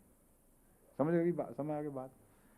اس صورت میں 33 سال کا ایک اندازہ تھا، تبھی میں نے 25 سال کی ہجرت کا نکالا تھا۔ ہجرت 20 سے لے کر طاقتور کی عمر ہونے کی لحاظ سے 30 سال سے زیادہ نہیں بیان کرتے لوگ، جو مفسرین بائبل وغیرہ کے بھی ہیں وہ بھی زیادہ سے زیادہ 30 بتاتے ہیں۔ کہتے ایک صرف ایسا ہے جو کہتے ہیں کہ 40 سال کی عمر میں ہجرت کی تھی، 40 سال وہاں رہے تھے اور 80 سال کی عمر میں واپس آئے تھے۔ یہ ایسا فرضی قصہ ہے جس کی کوئی بنیاد نہیں، ساری تاریخ بگڑ جاتی ہے، قابل قبول نہیں رہتی۔ بس قرآن ہی ہے جو ہم فیصلہ کن ہے۔ اس کی روح سے واپسی کے وقت آپ کی عمر 33 سال کی تھی یا زیادہ سے زیادہ 40 کی، ٹھیک ہے؟ 33 سال کی اگر تھی تو آپ کتنا چھوٹے تھے فرعون سے؟ وہ بیٹا منفتح تو 30 سے 35 سال تک چھوٹا تھا، لیکن چونکہ حضرت موسیٰ سے چھوٹا تھا اس لیے میں نے بتایا کہ وہ اس کے درمیان فاصلہ ڈالنا پڑے گا۔ حضرت موسیٰ بہرحال 33 سال چھوٹے تھے اگر یہ 33 سال کی عمر میں واپس آئے ہیں۔ اس کا مطلب یہ ہے کہ حضرت موسیٰ نے وہاں 25 سال گزارے، 25 سال پہلے پیدا ہوئے تھے تو 25 سال گزارے، اور آپ کے بعد چونکہ وہ دوسرا فرعون جو پیدا ہوا وہ 33 سال اپنے باپ سے 35 سال چھوٹا تھا، تو جب آپ نے ہجرت کی ہے 25 سال کی عمر میں تو اس وقت وہ پیدا ہو چکا تھا، کیونکہ وہ باپ کی عمر سے چھوٹا تھا، نہ کہ باپ کے تاج پوشی کی عمر سے چھوٹا تھا، اتنا۔ اس لیے کنفیوژن پیدا ہوتا ہے، میں دور کرنے کی خاطر دوبارہ واپس آپ کو لے جا رہا ہوں۔ وہ اگر 18 سال پہلے پیدا ہو چکا تھا فرعون، تو 18 سال میں حضرت موسیٰ کے 25 ڈالیں جب آپ نے ہجرت فرمائی، کتنا بنا؟ وہی بن گیا نا۔ تو 33 سال کے تھے جب حضرت موسیٰ نے ہجرت کی۔ اگر وہ 35 سال چھوٹا تھا باپ سے تو پھر کتنا بنتا ہے وہ یعنی کب پیدا ہوا؟ پھر وہ 17 سال کا تھا جب بادشاہ 17 سال بادشاہت کر چکا تھا تو وہ پیدا ہوا تھا۔ تو حضرت موسیٰ کی ہجرت سے پہلے یہ پیدا ہو چکا تھا۔ ہجرت سے واپسی کے وقت ایک لڑکا تھا لیکن بہت پختہ عمر کو ابھی نہیں پہنچا تھا، یہ شکل بن رہی ہے۔ لیکن جب مقابلہ ہوا ہے حضرت موسیٰ کا تو مقابلہ کے بعد ختم کب ہوا؟ اب یہ بحث ہے۔ میں نے قرآن کریم کے حوالے سے بتایا تھا کہ امکان ہے اس بات کا کہ 8 سے 10 سال تک عرصہ ضرور گزرا ہو۔ میں نے جب مزید چھان بین کی، کل اور آج کے درمیان مختلف ہماری ریسرچ ٹیموں کو بیچاروں کو لگایا ہوا ہے، بعض ان میں سے بڑی محنتیں کر رہے ہیں، بچیاں خاص طور پر ساری رات بیٹھ کے وہ اگلی صبح کے لیے تیاری کرتی ہیں اور بعض بڑے اچھے حوالے نکال لاتی ہیں ماشاءاللہ۔ انہوں نے جو ریسرچ کی اس کی روح سے اب میں آپ کو بتاتا ہوں کہ فرعون، ان کی ریسرچ کے بعد آئے گی بات، پہلے میں یہ بتا دوں کہ ہم اس کی رخصت کریں۔ ان کی ریسرچ سے ایک بات مل گئی ہے بہرحال کہ بہت سے محققین یہ کہتے ہیں کہ یہ عرصہ غالباً 10 سال کا تھا، سمجھیں؟ تو وہ جو میرا اندازہ تھا اس کے ساتھ محققین کی رائے بھی متفق ہو گئی، اور قرآن کے اوپر چونکہ میرا اندازہ تھا اس لیے قرآن کی ایک اور شان ابھری ہے کہ قرآن کی آیات کے مطالعہ کر کے جو تم اندازے لگاتے ہو وہ بھی درست نکلتے ہیں۔ یعنی قرآن سے ایک استنباط کے طور پر تھا نا، لیکن محققین نے اپنے جائزے اور امور پر جو دریافت ہوئے ان پر کیے ہیں۔ تو حضرت موسیٰ کی عمر 43 سال کی تھی جب آپ نے ہجرت فرمائی، ٹھیک ہے؟ فرعون اگر 18 سال کا تھا جب وہ بادشاہ بنا تو 18 جمع 43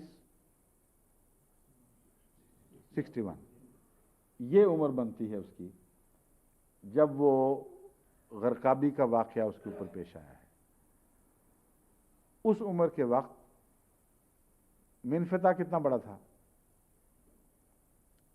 61 سے اگر وہ 30 سال چھوٹا تھا تو 31 سال کا تھا، اگر وہ 35 سال چھوٹا تھا تو پھر 36 سال کا وہ 26 سال کا بنتا ہے۔ تو منفتح ابھی لڑکا ہی تھا جب یہ واقعہ پیش آ گیا ہے۔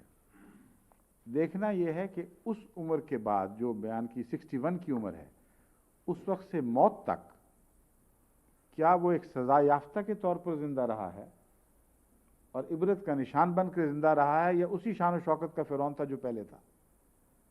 اس مضمون پر لانے کے لیے میں نے ساری یہ تمہید دوبارہ باندھ کر آپ کے ذہنوں کو تیار کیا ہے کہ آپ قبول کر لیں اس کو، یعنی سمجھ سکیں۔ ریمسس کے ساتھ جو ہوا ہے اس کے متعلق تحقیق ہمیں بتاتی ہے، پہلی بات تو 1881 میں ریمسس اور سیٹھی دونوں کی ممیز دریافت ہوئی ہیں۔ 1881 میں، یعنی حضرت مسیح موعود علیہ السلام کے دعوے کے زمانے کے سے بہت قریب آ چکا ہے معاملہ۔ 82 میں آپ کو الہام ماموریت ہوا ہے اور 81 میں یہ دریافت ہو چکا تھا۔ بس اس کی لاش کا مسیح موعود کے زمانے میں دریافت ہو جانا یہ مزید میرے موقف کو تقویت دے رہا ہے کہ حضرت مسیح موعود علیہ السلام کے حق میں جو خدا تعالیٰ نے خزانے اگلے ہیں یا ثبوت مہیا فرمائے ہیں، ان میں یہ بھی تھا کہ یہ ہو چکا تھا۔ جو منفتح ہے وہ بعد کی دریافت ہے، سمجھے ہیں؟ لیکن یہ جو دو ہیں یہ اکٹھے 81 میں دریافت ہو چکے تھے۔ Ramses was tall and well made. His elongated head was small in relation to his body, and he had a bald skull. He was about 6 feet tall. یہ ممی سے جو انہوں نے پڑھا ہے، یہ قصے کہانیاں نہیں، ممی نے بتائی ہے خود اپنی کہانی خود، کہ یہ 6 فٹ کا لمبا تھا، اس کا جو سر تھا وہ اپنے باڈی کی نسبت سے زیادہ اونچا تھا۔ ایک عالی متکبر اور ایروگینٹ فرعون کا سر لمبا بڑا ہی ہونا چاہیے، واقعی پھولا ہوا تھا ظاہری طور پر بھی۔ Medical studies show he died in advanced old age perhaps in his 90s۔ تو 90 سے 95 سال کا جو تصور ہے اس کو میڈیکل اسٹڈیز سپورٹ کر رہی ہیں، اس لیے یہ اب محض فرضی بات نہیں رہی۔ X-rays of his bones show arthritis of the hip which would have caused him to walk with a painful limp۔ اس کا تکبر توڑنا جو ہے وہ اس طرح بھی تھا کہ وہ جس فخر سے وہ قدم مارا کرتا تھا زمین پہ، اس کی ایک ٹانگ لنگڑی کر دی گئی تھی اور شدید تکلیف ہوتی تھی اس کو چلتے وقت، اس لیے وہ لمپ کر کے آخری عمر میں چلا ہے۔ X-rays of his bone shows، یہ تو ہو گیا۔ Then he had a serious problem with his teeth, the bone near the roots being badly pitted with abscesses causing unpleasant breath۔ یہ کہتے ہیں کہ unpleasant breath جو اس کا تھا، اس کو ذرا مائلڈ لفظ استعمال کیا ہے، نہایت offensive breath کا نقشہ کھینچتے ہیں۔ کہتے ہیں جو دانتوں کا ہم نے معائنہ کیا ہے اس سے پتہ چلتا ہے اس کی جڑوں کا کہ نہایت تکلیف دہ بیماری تھی دانتوں کی، جو ایک عذاب میں مبتلا رکھتی ہے انسان کو، اور اس کے علاوہ منہ سے سخت بدبو پھوٹتی تھی۔ ایک یہ نقشہ ہے جو میڈیکل ہسٹری سے ہمیں ملتا ہے۔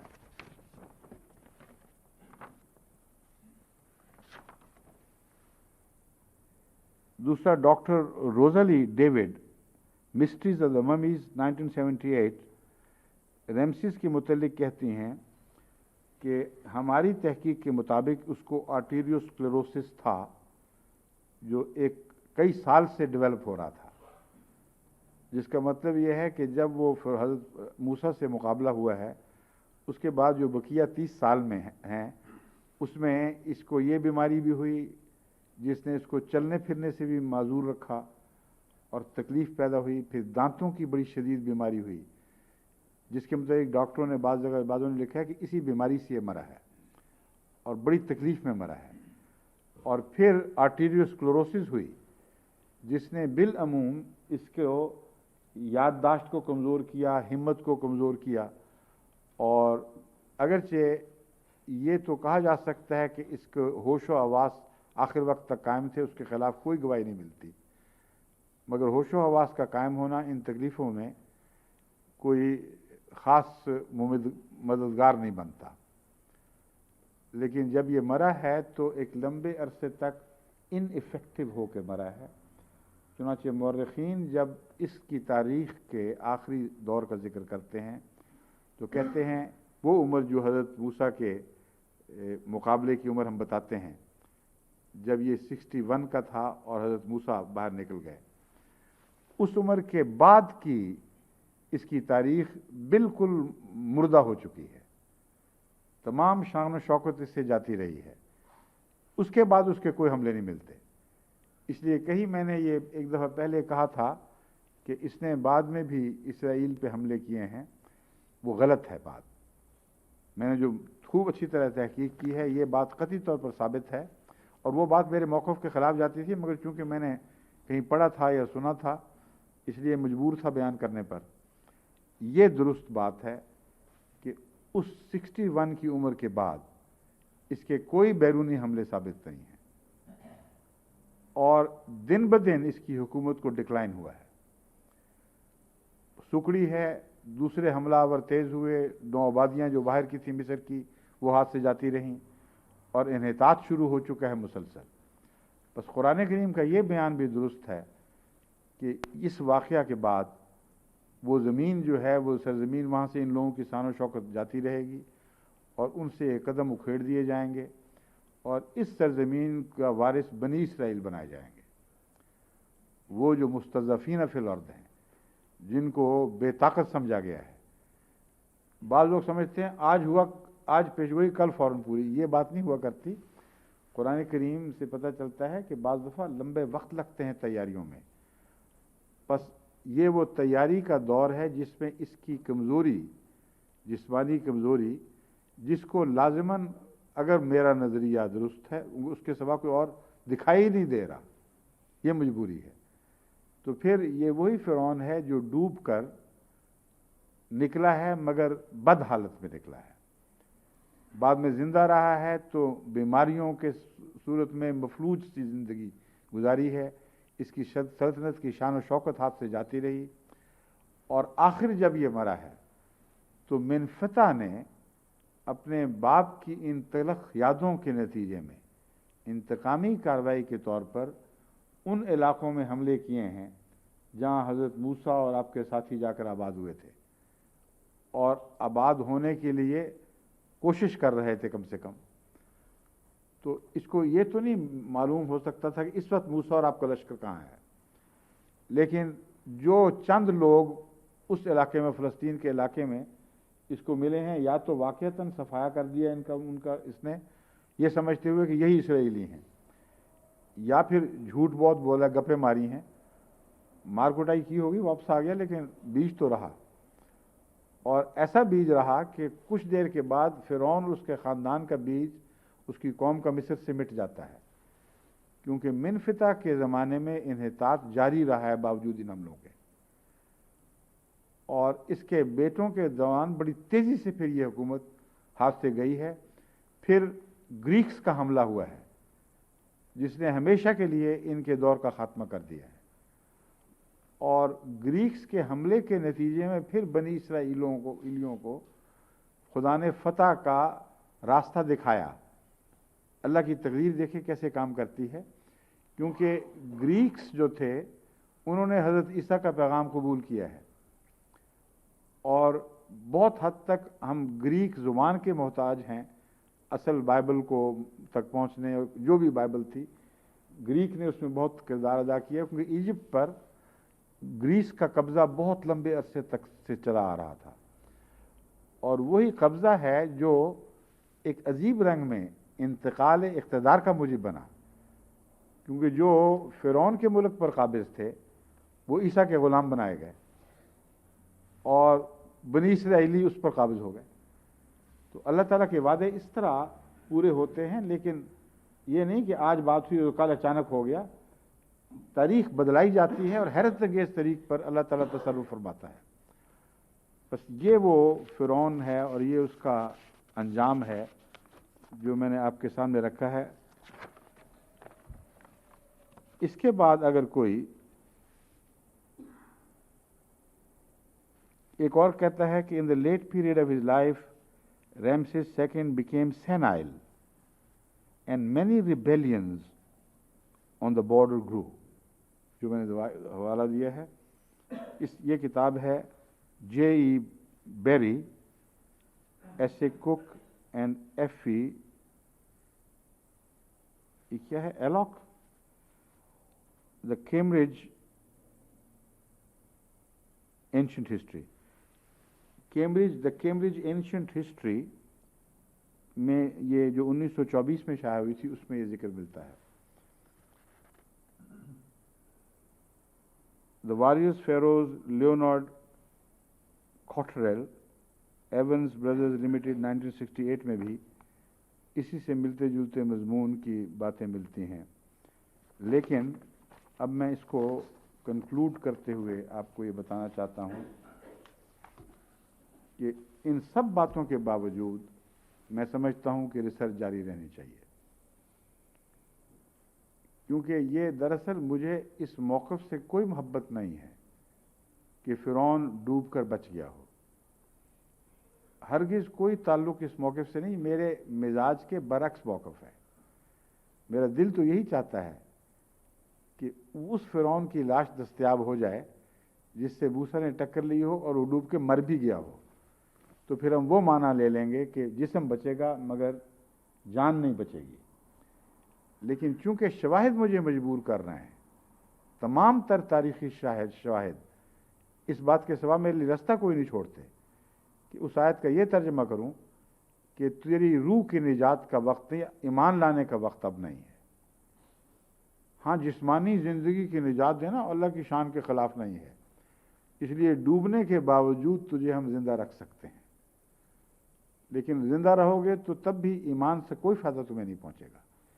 یہ جو دائمی اصول قرآن کریم میں بار بار بیان ہوا ہے کہ مرتے وقت کی توبہ قبول نہیں کی جاتی، یہ اس طرف اشارہ ہے۔ اگر وہ توبہ خدا قبول فرما لیتا تو پھر اس کو جنت میں جانا لازم تھا، یہ استنباط ہے۔ لیکن یہ میرا ایسا موقف نہیں جس کو میں کہوں کہ اس کے سوا دوسرا ممکن نہیں ہے۔ میں چاہتا ہوں کہ ممکن اگر ہے تو دکھاؤ کہ کیا ممکن ہے۔ میری وہ شکست بھی میری فتح ہی ہوگی، کیونکہ میں تو قرآن کی محبت میں قرآن کا اعجاز دکھا رہا ہوں اور قرآن کو ایک ظالمانہ اعتراض سے بچانے کی کوشش کر رہا ہوں جو قرآن کی مدد سے کر سکا ہوں۔ کوشش اس طرح نہیں کر رہا کہ گرا پڑا کمزور آدمی اس کو میں بچا رہا ہوں۔ جب میں نے قرآن کا مطالعہ کیا تو قرآن میں اتنے قوی دلائل اپنے دفاع کے موجود تھے کہ ان کی روشنی ہی سے میں نے وہ تاریخ پڑھی جو اس سے پہلے کبھی کسی نے فرعون کی تاریخ کو اس حوالے سے نہیں پڑھا تھا، اور میرے نزدیک تمام باتیں جگسا پزل کی طرح کھل کر اپنے اپنے مقام پر بیٹھ گئی ہیں۔ بس اگر کسی نے اختلاف کرنا ہے تو گناہ نہیں ہے، تقوی سے اختلاف کرو، مگر بارے ثبوت اب تم پر ہے۔